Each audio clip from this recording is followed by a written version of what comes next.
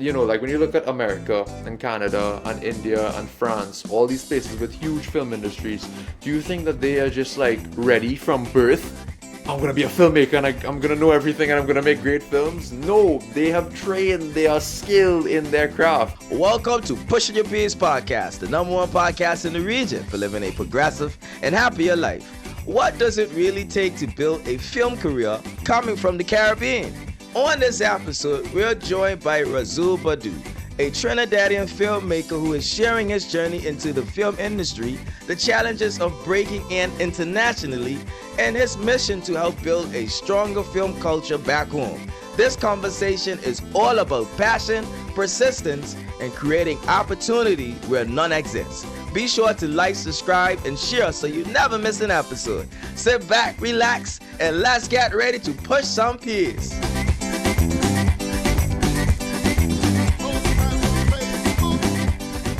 Ladies and gentlemen, filmmaker Rasul Boodoo, welcome again to Pushing Your Peers podcast.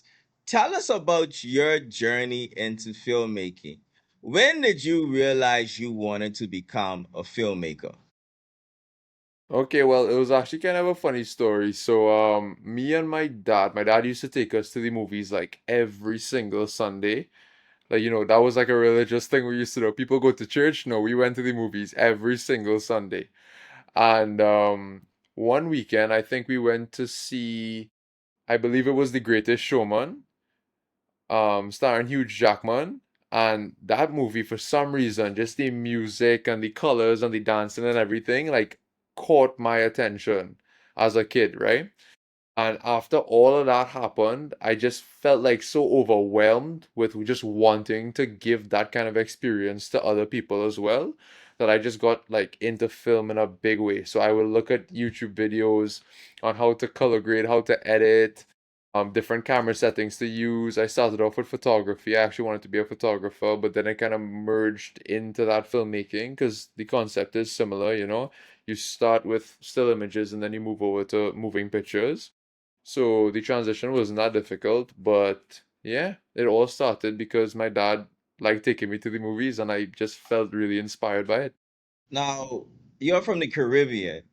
Usually, when Caribbean parents have children, they more so lean towards, doctor, lawyer, engineer, these sort of things. When you said to your parents that, listen, I want to go to film school, how did that conversation go?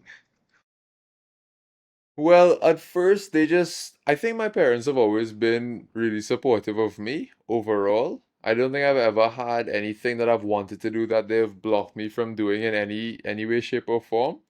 And I was actually surprised by how supportive they were when I told them I wanted to go to film school. So I was in Form 6 and I was asking my mom, I'm like, Mom, well, university time is coming up. I might want to go to Canada and study film. And then she was just curious. She was like, okay, filmmaking. I've never heard about anyone, really successful in filmmaking down here. I don't know if that's an opportunity that's gonna have like a lot of financial stability in it and things like that, which is all like proper parental worries.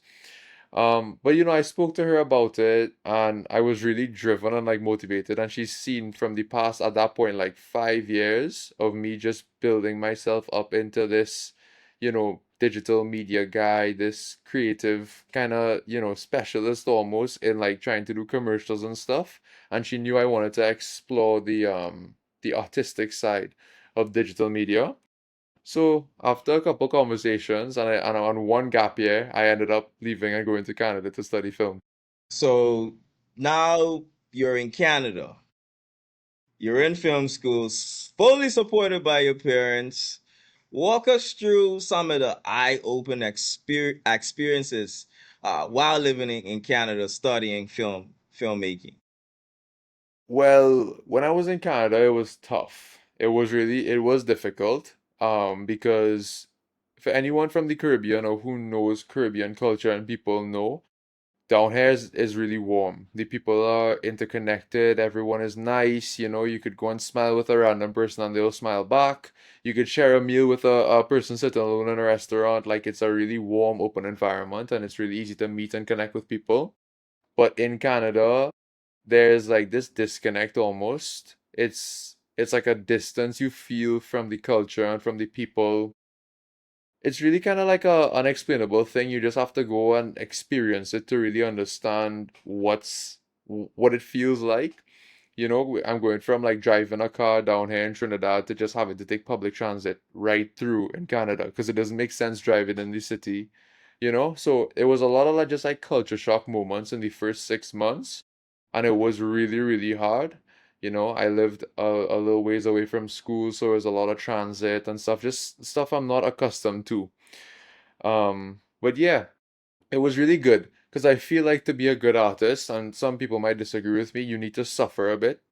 You need to build your experiences. You need to struggle a little bit. You need to be in an uncomfortable environment for a while to build your who you are. You know, you only know yourself after you kind of you only know yourself after you've been through situations and see how you react to those situations, you know? So I think it was a really good experience, and for more than film, just for, you know, being a human and trying to figure out who I am as an individual, it was a really amazing time to go over there and meet the few people who did want to, you know, connect and interact with someone foreign like me with a different culture and a different background. So they had their, like, it had its ups and it had its downs, but overall it was a really eye-opening experience for me.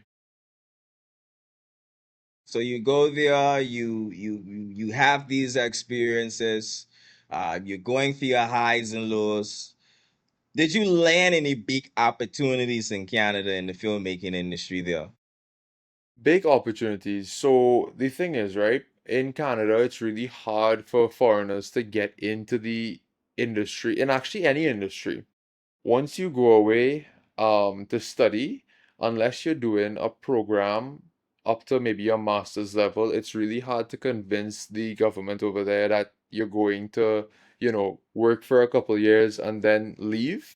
Because remember, Canada has a big immigration problem right now, so they're trying to mitigate that. So it's all understandable. But my intention was never really to stay over there. And opportunity wise, there wasn't really much opportunities. You know, there was a lot of free work that people were asking you to do since you're fresh out of film school. And if a company like a studio has to apply for your visa, why don't they just get someone who graduated from your exact same school in your exact same class who already is a Canadian citizen? You know? And it just makes more sense to them because they have to wait less, they have to spend less money, they have to have less risk because, you know, those people have families who could support them. You know, like when you're coming into a new country and you have no support system, it's kind of a risky thing for a company to employ you. So it was really difficult. When I saw some of my friends who wanted to stay in Canada, tried to stay, because a lot of them just had to go back home at the end of the day because it is really difficult right now to get a work visa and stay there for a bit to work, even if you're really talented in your field. Okay, thanks for sharing that. Ladies and gentlemen, we have Rasul Boodoo, filmmaker based and from Trinidad and Tobago, right here on Pushing Your Peers podcast. Please like and subscribe to this channel. Let's dive deeper into Rasul's journey. Now you go back to Trinidad. And now you have all of these learned experience and your certifications in the field of filmmaking. Tell us about that transition back home and what was your vision leaving school when you returned back home? Well, I always had the plan of coming back home to Trinidad. You know, everything I know and love is here. All the food, all the people, all my family, everything is here, and I wasn't willing to give that up, I don't think. So when I left school, my goal was to get as much information from my instructors and my peers as possible to come back down to Trinidad and hopefully start a film industry. Because maybe in the other islands there's more of an industry. I'm not sure, right? I haven't been around much in the Caribbean, like experiencing what different industries are like. But at least in Trinidad, all that we have here is really slow commercial work from certain companies, and that's it. There isn't like you're not gonna walk down walk down the street or go into Queens Park Savannah and see like a huge movie being shot. Like that's just not gonna happen, right? But I want that. Like I think that that's a big possibility. And I've heard from a bunch of people that they've been trying to start the industry and it just doesn't work, and there's so many blockages when you're trying to get through the process of getting funding and different stuff like that. But it's possible. Like, I'm a guy who loves old films, and some of my favorite films have been shot in places and times in the world where things just did not line up. Like, one of my favorite films, right, was actually a reference when I was cinematographer for the last film I did. It was called The Bicycle Thief, and it was a Italian film, I believe. And that was shot when Italy was going through their depression, right? So no one had any money, no one had any food. And what happened is that these filmmakers, hungry and starving, decided to buy a camera and film what was happening at that point in time to properly document history through like a narrative lens, but it was set when it was actually happening.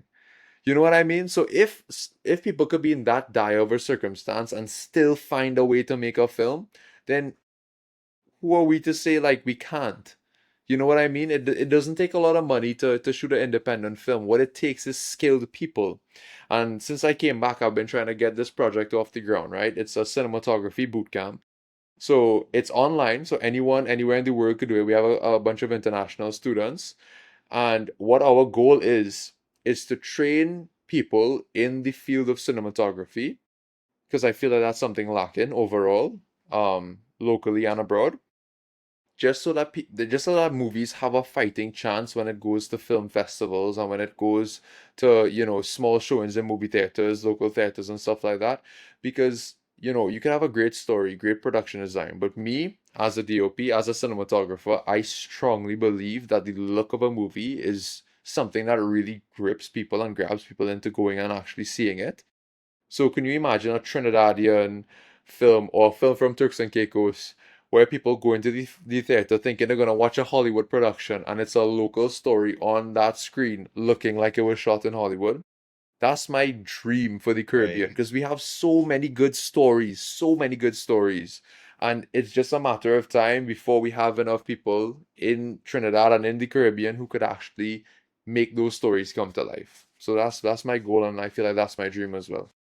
We talk about lack of local development, hence you putting together this boot camp. But what are some other barriers that's stopping the development of the film industry right here in the Caribbean region? I think social media um is a huge like blockage, a huge barrier in the road. It's a huge it's a huge waste of creativity almost, right? Like I am promoting my stuff on social media. I have a social media account. I post some of my clips to social media, and that's all well and good. But when people and talented filmmakers put all their effort into social media, just trying to stay relevant and don't internalize what they actually are meant to be doing, which is making films, which is a blessing that so few people on earth are actually blessed with, and they squander it making like quick clips like, hey guys, this is the hook, and then it's the little story in the middle, and then it's the end, and then we go on to the next one, and next one, and next one, like trying to chase people attention spans. I don't want to do that. You know what I mean? That's not my goal. I really don't want to chase attention spans. I want to tell stories to the people who want to listen. And I feel like a lot of filmmakers all over the world should put more effort into actually making productions and making films come to life than just making clips on social media to get popular. Because while that does open doors, it kind of hinders the ability for that new generation of filmmakers to come up and kind of take over, you know? Because a lot of the directors that we know and love are really old, like they're getting old, and I'm not seeing that new generation of directors. There are some, like Greta Gerwig, Ari Aster, those guys. They're young and coming up really nicely in the industry. Some of them have been there for a while, but that wave. I don't know if you know about the All America. Is it All American Zoetrope or one of these studios that Francis Ford Coppola started, and he was working with like all the new Hollywood people, so like George Lucas, Steven Spielberg, a bunch of those guys. That was like a movement at that point in time that revolutionized film. And all the movies that came out of that revolution, The Godfather, Star Wars, Steven Spielberg had Jaws during that time, like when they were now coming out into the industry. Those are like insanely huge movies that were really profitable and also had huge artistic impact because these creative minds came Yes. together and banded together and believed in themselves to make it happen. We need things like that, to allow creatives in Trinidad and around the Caribbean to come together and actually push their creative ideas forward because that's what changes things. You know what I mean? Every time that you see a part of the world that's like, in war or in hardship or whatever, what happens? People start creating, people start rioting, people start expressing themselves. So why does it have to take us that much pressure and torment to get to creating? We have the ability now, we have the amount of people. Let's band together and start making art for the world to see because people are interested. We just have to show them something that's worth watching. Rasul, you mentioned social media, and I recently was watching the creative conference being held in the Bahamas, and I'm pretty sure it's the same way across the entire Caribbean region, where a lot of these social media influencers are not really making money from all these views they're getting, right? So it's more so, yeah, we're holding people's attention span. We're getting uh, the opportunities in our economies from being content creators, but our platforms themselves are not being monetized. What are your views when it comes to, I mean, we've heard part of it, but what are your views when it comes to the even the monetization of because you probably post some of your videos on social media as well as a filmmaker. So what are your views when Of it course, comes to yeah. the monetization of our arts? I think that it's really important to have good producers. A lot of people are like they misunderstand what a producer is, but a producer is the person that gets funding for your films and make sure that the team that they have assembled is right for the job. So a producer is the person that deals with all the money. Once a like line producer, executive producer, associate producer, the produced by credit, all of those credits deal with money in some way, shape, or form. And if you don't have a good producer, you're not going to get anywhere production wise or money wise. But since we're focusing on money, we have to remember that film is a multi-step process. It's not just like, oh, let's make a film. Oh, it's done. Okay, great. That's I mean, it's no, it does not work like that. We have to be in development. The producer develops the script, finds a writer that works with it, buys it from the writer who wrote it originally, has to option that script to develop it, then development. That's pre-develop no development and pre-production. Then pre-production is where you find all the creators, the director, the production designer, cinematographer, assistant director, different producers. That is when everyone comes together and plans out. Like remember the package I showed you guys on Film TT, the thing that we did? That kind of package where it describes like every single part of the film and how that department is going to tackle it. You have to submit that to the producer while the producer gets funding for your film. So the producer is going to talk to investors, businesses, financiers, all those people to try to get as much money for the production as possible and try to meet that budget. Then we go over to production, and production is when everything actually happens. The film is actually being made, the days on set, the like all the planning and stuff that goes into that, the transportation, the equipment, everything. And then in post-production now, everyone just kind of all the keys from the departments, meaning the head of cinematography, head of production design, head of producing, head of editing, whatever, they come together and make sure the film lines up with what their vision was in each of the aspects that were discussed in pre-production. So after that now, a lot of producers forget about this step even in short films. You have to distribute the film. You have to go to film festivals. You have to go and show it at different local theaters that take short films, different things like that to get the attention. Number one thing, short films don't make money, usually. Like, if you're gonna make a short film, it's really for exposure and to get those feature films and to get those bigger paying jobs.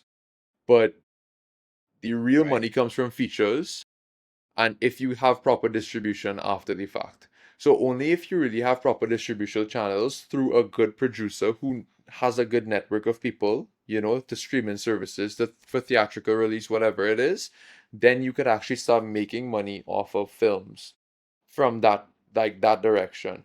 But cinematographers, production designers, assistant directors, and most low-level producers don't really make money after the film is released. They just get paid for their days on set.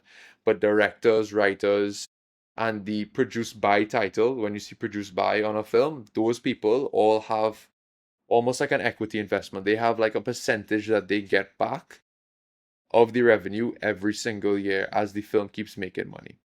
So it's hard to get to that level. It is really difficult, and that's why so many people give up on being filmmakers. But if you really love it and you really have a message you want to share to the world, you have to put in that hard work, being an artist and enjoying your job and doing something that very few people on earth get to say that they do takes a lot of work and a lot of effort. So it's just a matter of if you're willing to put that effort in or not? Especially coming from the Caribbean where you're building that infrastructure as well. Like you gotta be dedicated. Yeah, Gotta be dedicated.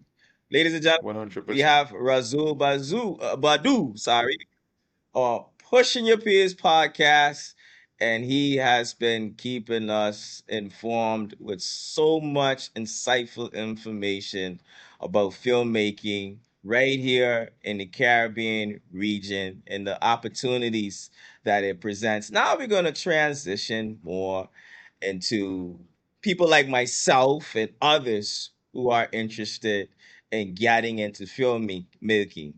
Razul, entry level, right? For entry level filmmaker, is there a specific time frame to develop your skills?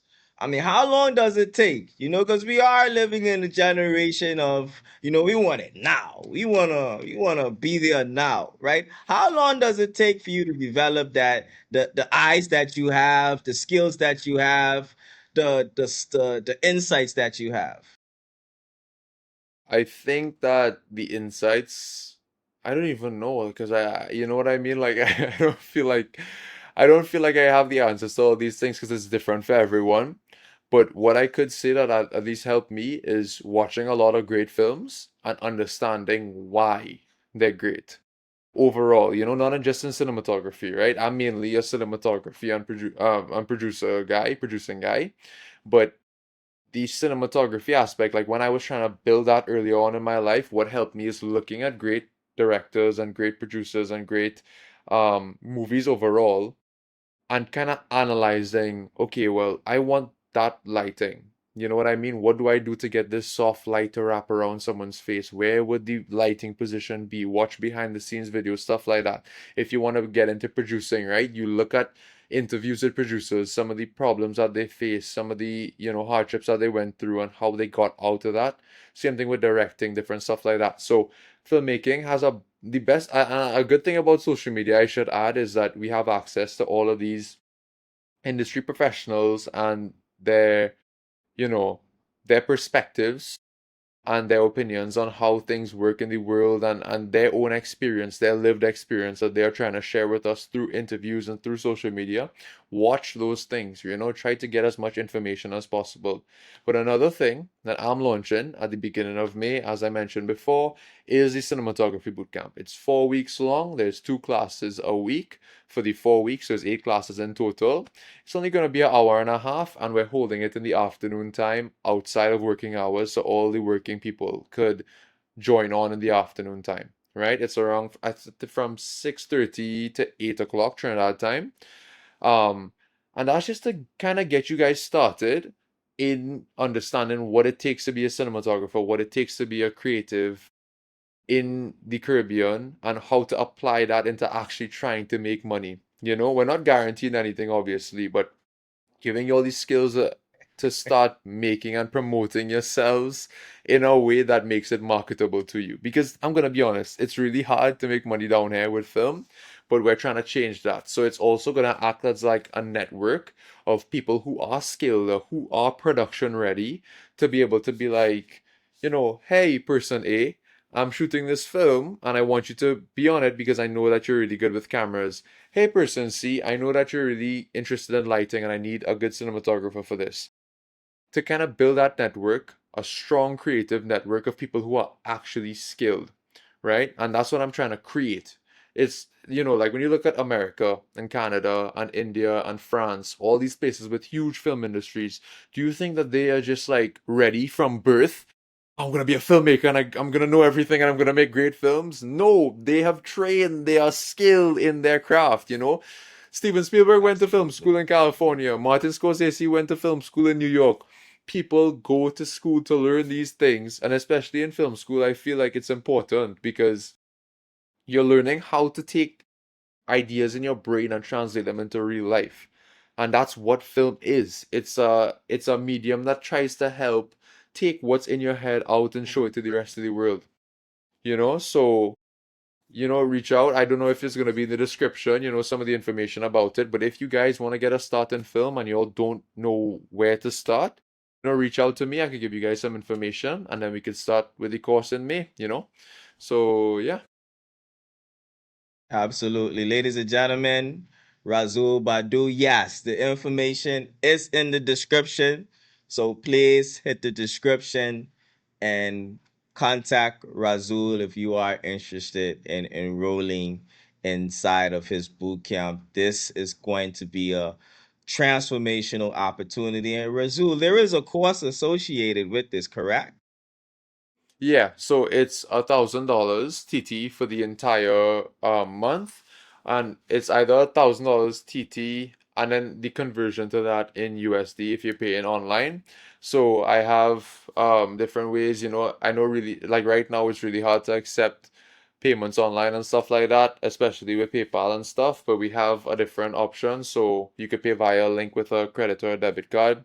It's super, super simple just to make it easily accessible for our international students as well, because there's a lot of people all over the Caribbean that really want this opportunity, and we're trying to bring it to you guys at as low of a cost as possible, right? Because obviously we need to make the presentations, plan it out, have all the equipment and stuff ready to present to you guys online. But yeah, we're just trying to keep that cost as low as possible so it's easily accessible to everybody. And then hopefully in the future, after we do a couple of these courses and build up that, momentum going with this, then we could transition over to an in-person workshop. That's really what I wanted to do in the first place, but I realized that right now in Trinidad, it's really hard to find that spendable income for people to kind of get into that space and to invest in a program like that. So what we'll do is run a couple of these like online courses, gauge out like who's interested, who's not, who's willing, who's not, stuff like that, and then try to make that course as affordable as it could be to train as much people as we could train to hopefully get everyone into the industry and start making films with each other to build the industry that we so we so desire in Trinidad and the Caribbean, because I feel like every filmmaker, videographer I talk to wants to work in film. So let's help each other do that. You talk about multiple boot camps. Will each boot camp have a different set of classes being offered, or will there be the same type of classes being offered for each boot camp that you plan on carrying out? I think in cinematography, it's really simple.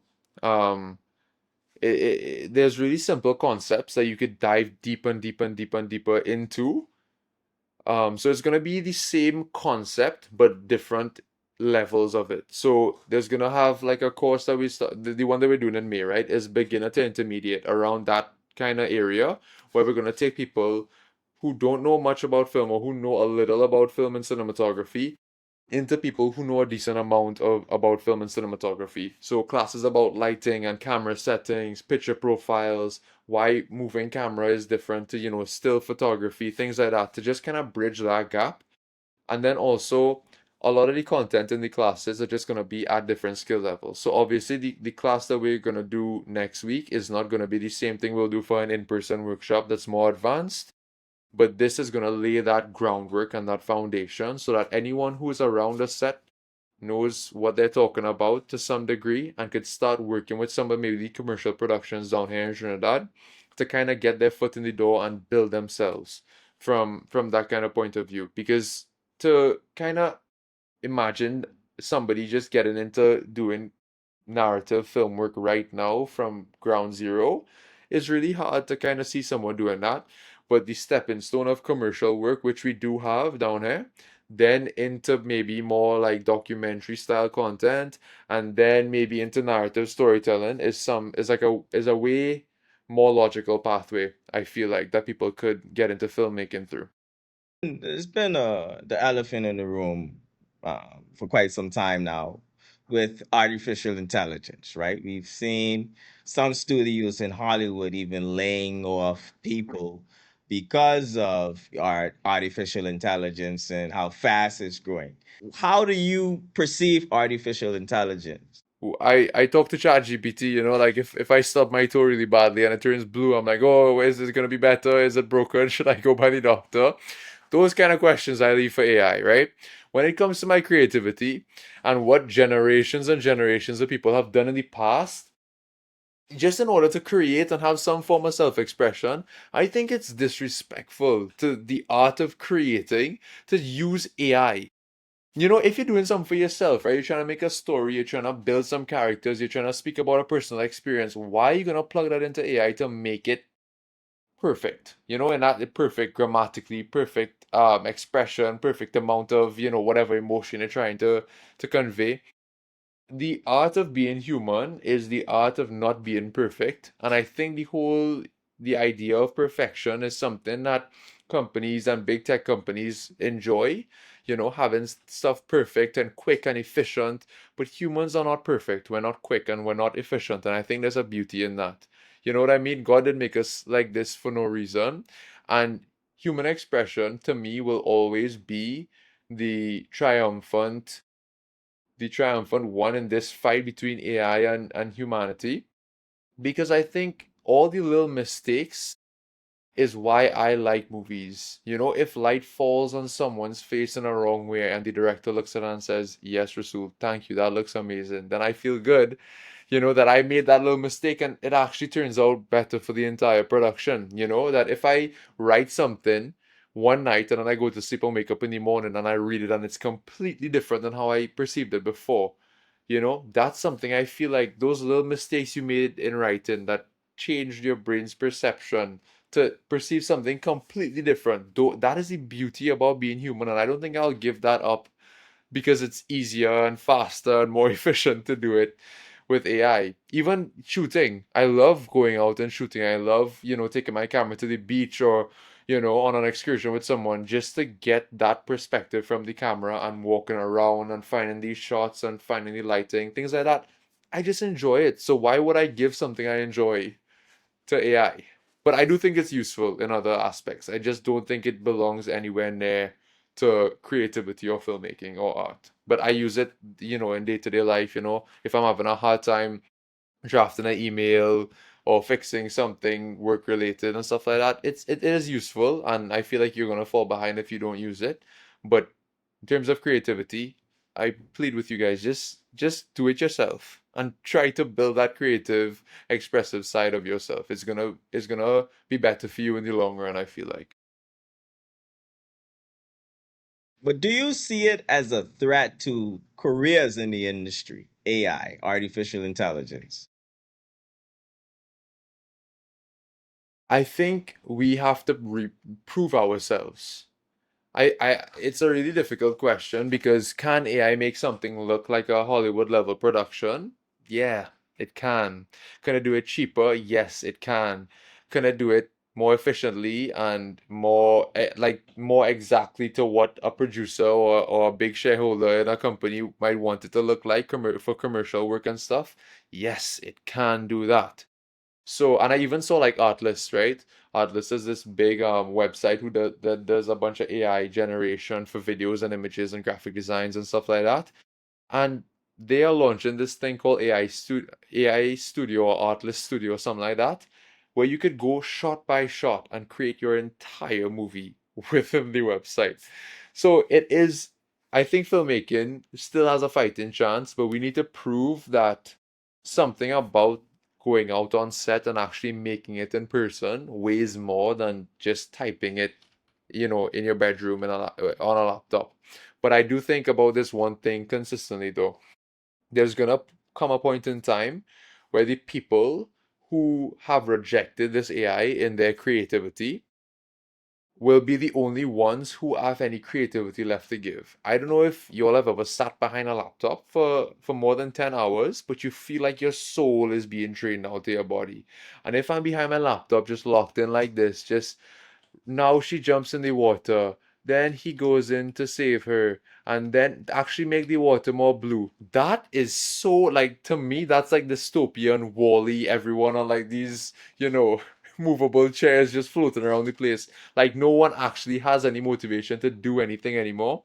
That's what I feel like that's gonna be. And those people in their room, making their films by themselves, with zero budget, stuff like that, they're going to lose that ability to look for good stories and appreciate what a good story is. So when their input is garbage, their output is going to be garbage too.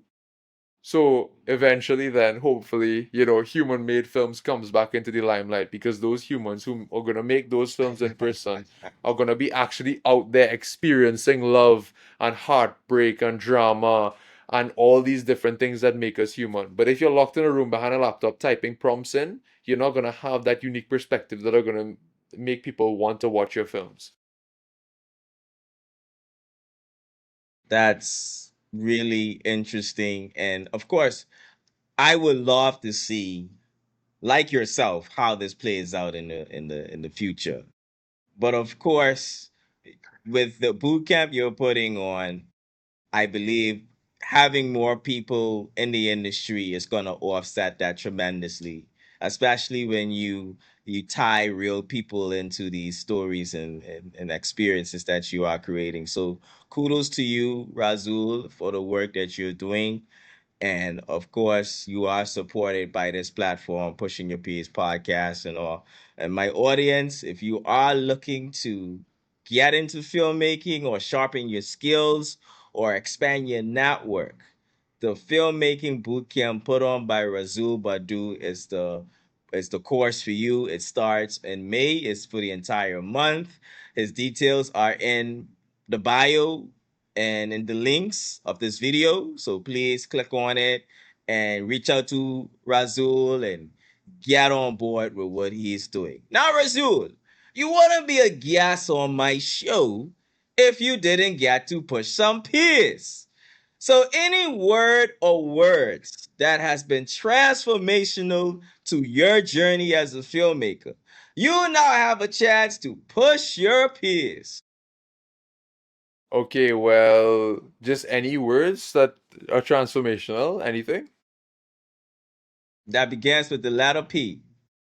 The letter P. Oh my, persistence, perseverance. um, hmm, persistence, perseverance. Your past. I think your past is important too to pull motivation from, to see where you were and see where you are now and allow that to push you to the future that you want for yourself. Um, I think that everyone should just persist, in their own journeys and in their own lives. I think that once you keep pushing forward and you don't let your past failures and your past mishaps control who you are, you're gonna be a better person regardless. Regardless if you're in a creative field or you work a regular job, whatever it is in your life, once you keep pushing towards that goal and keep taking small steps every day to reach that goal, you're going to get better overall. So even if you don't make it as far as you thought you would, you still are a ways away from where you began, you know? Absolutely. Absolutely. Amazing advice, Razul. Amazing advice. Now, spin-off question. Are you ready? I hope so. I hope so. I wasn't expecting this. What is one product we would absolutely refuse to advertise, even if you were offered life changing money? What is one product you would absolutely refuse to advertise if you were offered life changing money? This might be a boring answer, but I feel like alcohol. because I myself am a really religious person, and I attribute all of my success and everything that I'm able to do in my life with God. And like, as a Muslim, right? I believe that it's wrong to drink, and alcohol destroys a lot of things. I think it does more bad than it does good. So I refuse to promote alcohol, and then even for creativity too. I don't think it is a beneficial thing. You all could disagree with me, but that's my take on it. Yeah.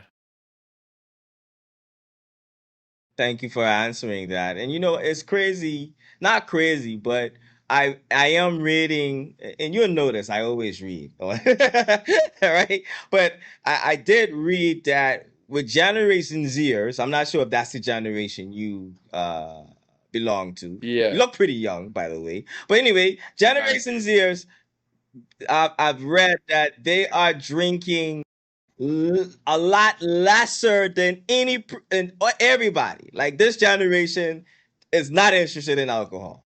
So it's That's it's good. it's not it's not a surprise that you said that. I know you said that given that you are a Muslim in your background religiously, but your generation, I mean, again, I'm not sure if your generation is here, but the younger generation, they don't seem to be interested in alcohol. So I think Yeah. we're now seeing a shift when it comes to alcoholism.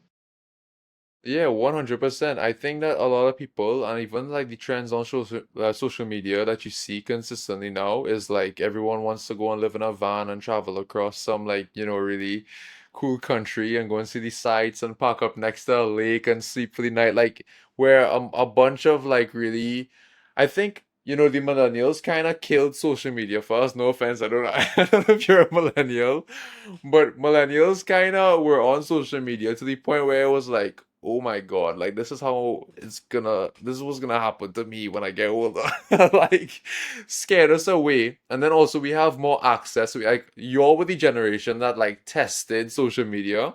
So we see like what it does to people. And now we're like, oh, whoa, whoa, let's dial it back. Let's go outside and touch some grass. But yeah, yeah, I don't know. I can't explain the alcohol thing, but I think overall we're just a generation that likes outdoors and likes connecting with nature and in-person social interactions too, you know, over, the latter. Well, Razul, thank you so much for coming on the show and talking about your boot camp, talking about filmmaking and your vision for the entire industry across the Caribbean region. I also see you're a member inside the Odos group as well. So you are on a great pathway of, bringing creatives together and, continue the great work that you are doing. You are supported by myself and my followers. And do you have any final words before we wrap up? I just want to thank you and thank everyone who's listening. It's really important that we help support other creatives. You know what I mean? Like, Leonardo reached out to me yesterday to do this, and I was 100% on board because I think it's great. He's interviewing people, local and regional people in different fields and stuff like that. And I think it really brings a lot of light to who we are and what we stand for, and that whole Caribbean identity that both him and I are so proud of. Even though we're not from the same island, I don't think there's any bad blood or rivalry. I think we just want the best and what's best for the Caribbean and our islands and our people individually. So thank you, Leonardo, for having me on, and I really appreciate the conversation we had. Absolutely. Ladies and gentlemen, Rasul Boodoo, a future global filmmaker icon. I'm putting that stamp on him, right? I mean, he's gonna do great things. He's building his career step by step, brick by brick, and you can be a part of this journey. So make sure you like his page, subscribe to his channel, and also lock in into his boot camp if you are interested in the creative field, filmmaking field. Razul, thank you so much for coming on the show. And of course, we'll see you guys next week on Pushing Your Peers podcast.